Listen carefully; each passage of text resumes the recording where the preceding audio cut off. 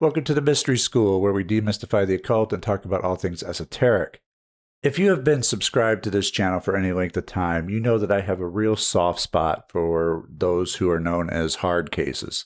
Those who are so down and out that they've hit rock bottom, because most people would write them off as hopeless cases.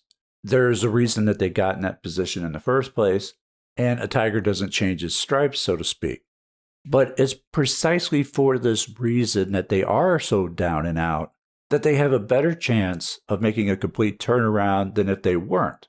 And I'll tell you why, so let's get into it.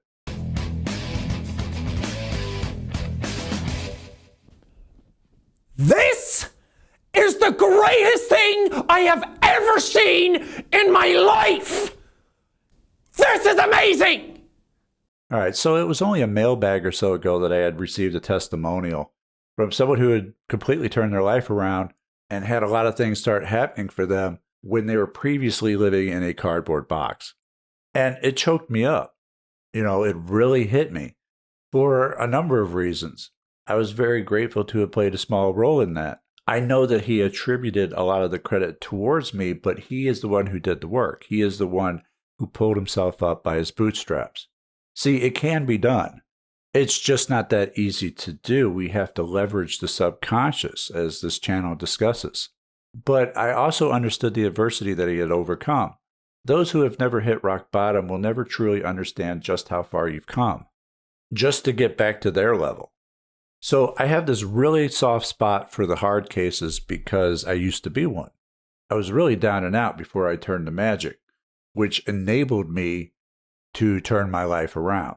So I get where hard cases such as him and others are coming from.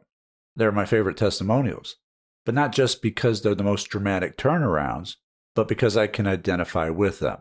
But what I wanted to talk about today was how the hard cases are more likely to succeed than most of the people listening to this who haven't hit rock bottom. And the reason for this is they can use being at the bottom to propel themselves to the top quite easily by just switching polarity, having a polar shift, so to speak. They can use being at the bottom to reach the top. Now, what do I mean by this? Well, a few things. First of all, they have the most to gain. Right? When you're at the bottom, you have everything to gain. There are no bad moves when you're at the bottom other than doing nothing and staying at the bottom. So as long as you're taking some kind of action, you're making dramatic improvements. Now, like I said, a lot of people write off the hard cases because they think they'll never change. But that's only if they become comfortable in being at the bottom. There's no way that you're going to continue living in a cardboard box unless you become so used to it that you resign yourself to it. And this is the really big reason why people in adversity and those hard cases at the bottom have a greater chance of succeeding than people who are just living life normally without such adversity. It's because people at the bottom aren't as comfortable or satisfied with their situation. So, for example, unless you're completely comfortable and satisfied with living in a cardboard box, you're going to do something about that. Those who are comfortable with where they are and what they have do not make changes. If you're well-fed and happy with your life, then why change it? The more content where you're at, the less likely you are to want more. And the people at the bottom are more likely to want more, because they have so little. You may have heard that all growth happens outside the comfort zone. And this is why. Because when you're comfortable, you don't feel the need for change. In fact, you'll do everything you can to not change, to remain comfortable. So it makes you wonder why a lot of people who have hit rock bottom are not all succeeding then. Because you would think that none of them could be comfortable. Well, a lot of them are comfortable. They have become comfortably numb with substance abuse, and they keep taking them to remain comfortable by escaping the reality of their situation. Most who you would consider rock bottom are either abusing substances or they have a mental illness that's untreated, or both. And so the very first thing, if you're at rock bottom, that you need to do in order to succeed and change your life around is to stop using. Because it's then that you will become so uncomfortable with your situation and how things are that change would be inevitable. So that's the biggest thing that you need to remember, is that comfort kills change. When you become satisfied with where you're at that's when you'll stop growing. And when you become uncomfortable and the pain of continuing on as you are becomes greater than making change, that's when you'll change. Another thing that those who are really, really down have against them is momentum, but they could turn that around real fast when they become uncomfortable to start making some changes. They can turn things around in a very short amount of time. I've seen it time and time again in the testimonials. They can get more done within a year than anyone I've seen living a normal, average, comfortable life.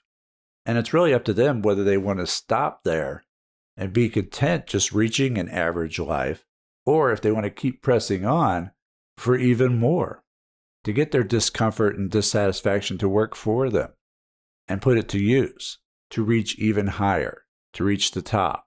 It can be done, and they're the most likely to do it because they had every reason and motivation to make the change to begin with, and reaching for more is just a continuation of that. Now, with all that said, if you are comfortable with your life, I don't have a problem with that. In fact, I'm glad that your life isn't a mess, as long as you understand that comfort kills change, that if you want to make changes, you have to be uncomfortable enough to want to make the change. Comfort isn't necessarily a bad thing unless it's keeping you down, such as in the case of substance abusers who just want to be comfortably numb so that they don't have to make changes. Those who are avoiding change, escaping the harsh realities of life, that's when it's bad and becomes a problem. But if you're just living a normal, average life with family and friends and going to work at your job, etc., there's nothing wrong or bad about that, because comfort is something that we as people all strive towards. We want to be content, comfortable, and happy. That's what a lot of us work towards. And we hope that one day when we retire, we can kick back and take it easy and live a peaceful, comfortable life till the end of our days. That's something that most people want. And so comfort isn't a bad thing. It's the ideal thing for most of us. But just understand that if you want more, that the catalysts for change are always discomfort and dissatisfaction. Because when you're comfortable and satisfied with how things are, there's no reason to change. You don't fix what isn't broken. We only repair what needs to be repaired. And our comfort and satisfaction level is how we judge what needs to be repaired. And when you're down and out, there's a whole lot that needs fixing. But in doing so, you can take it even further and become more successful than in anyone's wildest imagination, considering where you started. And that is how people at rock bottom can reach the very tip top.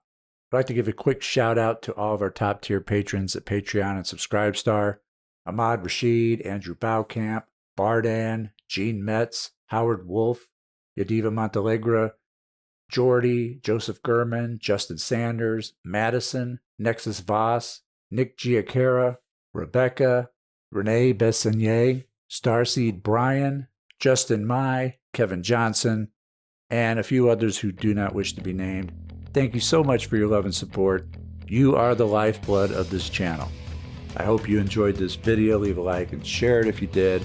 Check out Mind and Magic for programs, merch, and more. Check out Patreon, Subscribestar, or even YouTube memberships for early access to videos just like this. My social media links will be on the screen momentarily, and I will see you next time. Take care.